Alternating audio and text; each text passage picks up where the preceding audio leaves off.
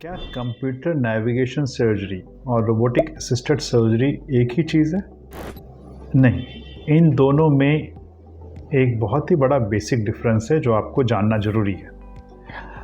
अगर हम knee replacement surgery की बात करते हैं, ये आपका एक रिप्लेस्ड नी है, ये रिप्लेस्ड घुटना है।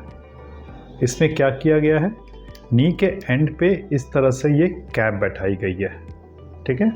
नी रिप्लेसमेंट सर्जरी क्या होती है? नी रीसर्फेसिंग सर्जरी होती है। लोगों को ये भी कन्फ्यूजन होता है कि नी रिप्लेसमेंट सर्जरी और नी रीसर्फेसिंग सर्जरी क्या अलग अलग चीज़ है? नहीं, नी रिप्लेसमेंट सर्जरी ही नी रीसर्फेसिंग सर्जरी है, दोनों एक ही चीज़ होती हैं।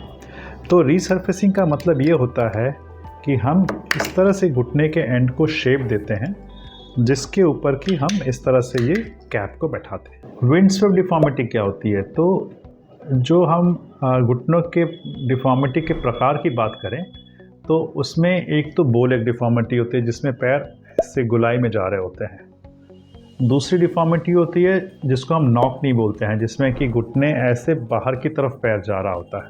This is knock knee. अगर एक पैर में आपके बो लेग डिफॉर्मिटी होती है और दूसरे में नॉक नी डिफॉर्मिटी होती है तो उसको हम विंडस्वेप्ट डिफॉर्मिटी बोलते हैं।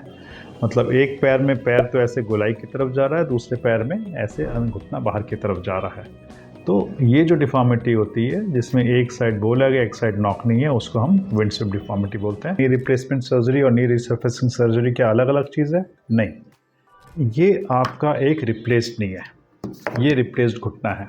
इसमें क्या किया गया है, नी के एंड पे इस तरह से ये कैप बैठाई गई है, ठीक है। नी रिप्लेसमेंट सर्जरी क्या होती है? नी रीसर्फेसिंग सर्जरी होती है।